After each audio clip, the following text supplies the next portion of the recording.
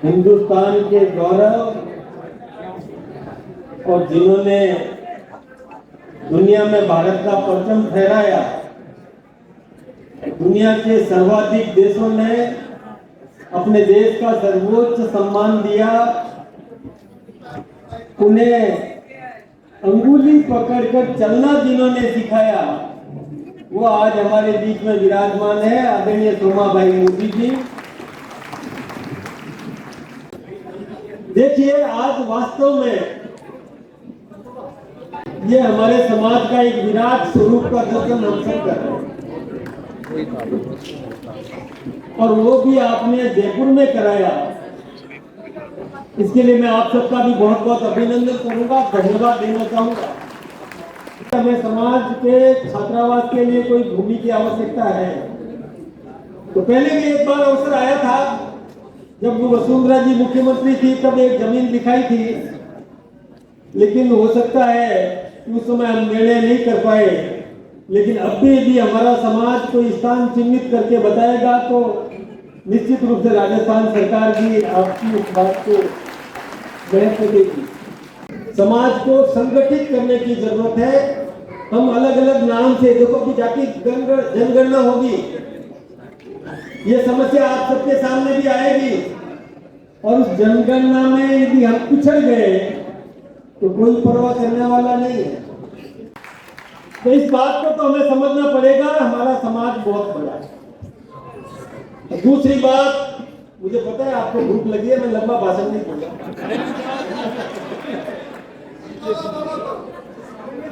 दूसरी बात मैं और कहना चाहता हूं, ये मंच पर या सामने विराजमान हमारा नेतागण या अधिकारीगण, जनप्रतिनिधिगण जो भी विराजमान है, मैं उनसे आह्वान करना चाहूंगा कि समाज में से प्रतिभाओं को छांटो।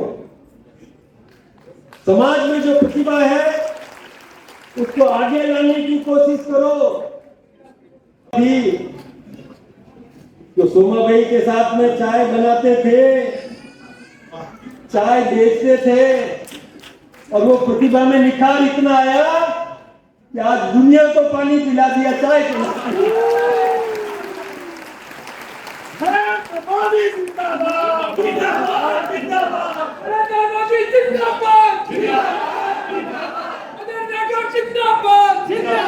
ये प्रतिभाएं दूधड़ी में लाल छुपे हुए हैं भाई, उन दूधड़ी के लालों को आगे बढ़ने का अवसर दो।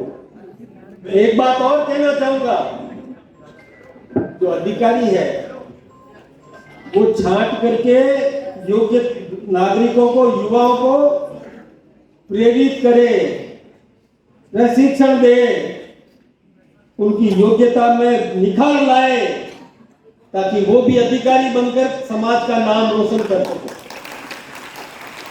हम में से कई भामाशाह है, कई धन्ना सेठ भी हैं। उन धन्ना सेठों को भी चाहिए कि योग्य लोगों को सहयोग करे,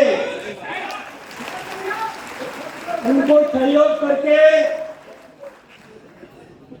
और उनको भी अपने बराबर का व्यापारी बना दे। और जितने अधिक से अधिक लोगों को जो व्यापारी बनाए, अपने बराबर खड़ा करने का प्रयास करे, उनका यहाँ अभिनंदन करो, उनको यहाँ पर सम्मानित करो।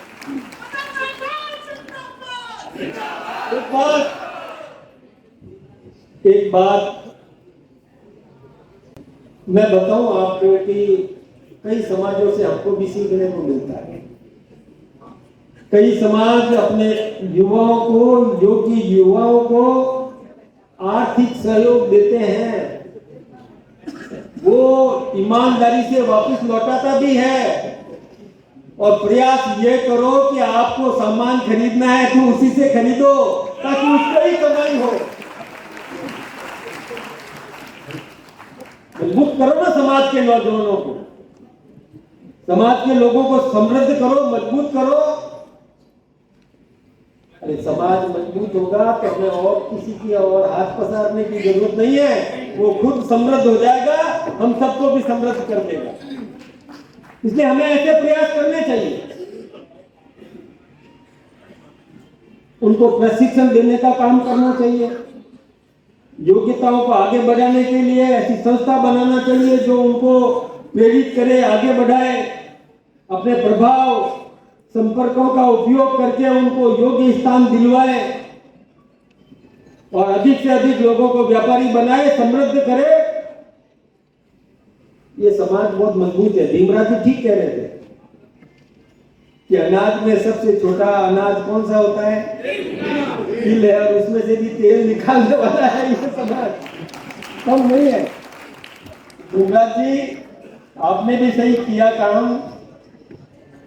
वैसे हमारे समाज का नौजवान कमजोर नहीं है, बस थोड़ा सा अवसर मिलना चाहिए, थोड़ा सा सपोर्ट करने की जरूरत है। अब तो प्रोत्साहित मत करो, अभी बहनें कम नहीं है। अभी एक बहन बोल रही थी मुझे तो अवसर ही नहीं मिला बोलकर। चिंता मत करो, हमारी बहनों में बहुत ताकत है। कितनी ताकत है? तो फिर जल्दी तो सवेरे उठती है, पति का खाना भी बना लेती है, बेटे को भी तैयार कर लेती है और बेटे को भी स्कूल भेज देती है, श्रीमान का टिफिन भी साथ में भेज देती है। और उसको यदि कह दी जाए ये बात किसी से मत कहना तो दुनिया में फैला भी देती है।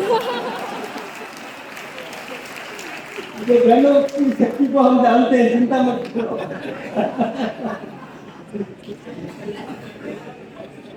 अब भूख लगी है ना?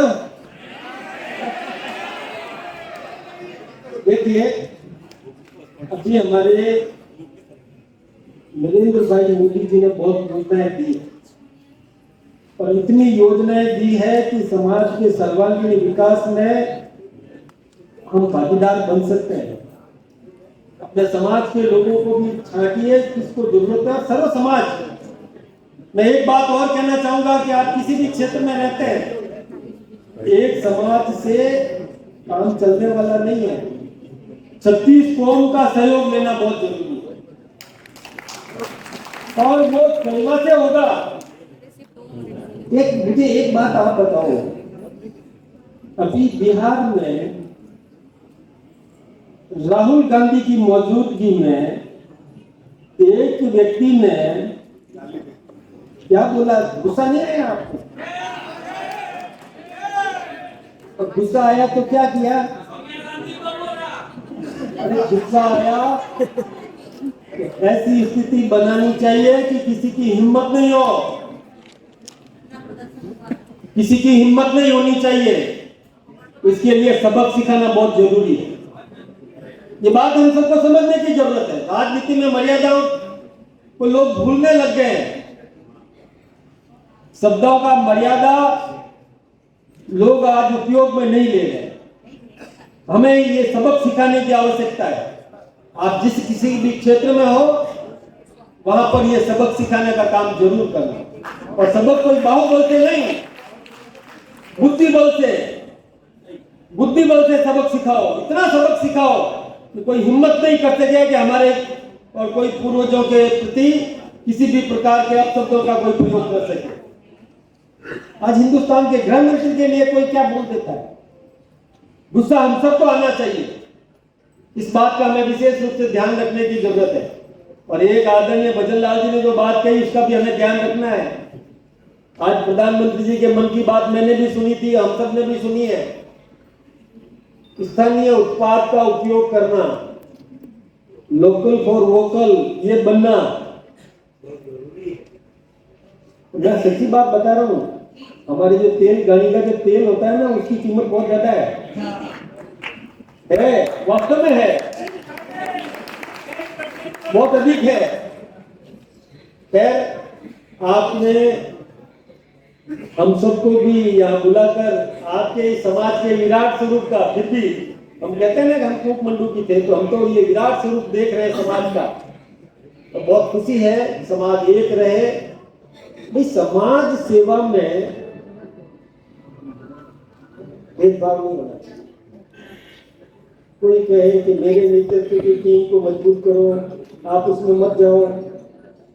कोई कहे कि आप उसमें क्यों गए, मैंने जो संगठन तैयार किया मेरे साथ खड़े रहो। अरे भाई सेवा में काहे का कंपटीशन?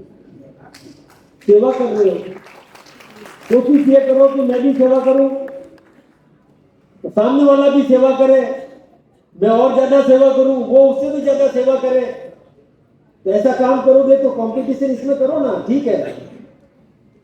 समाज को एक करो, समाज को संगठित करो, हमारे समाज से दूसरे समाज प्रेरणा ले, ये स्थितियां पैदा करो।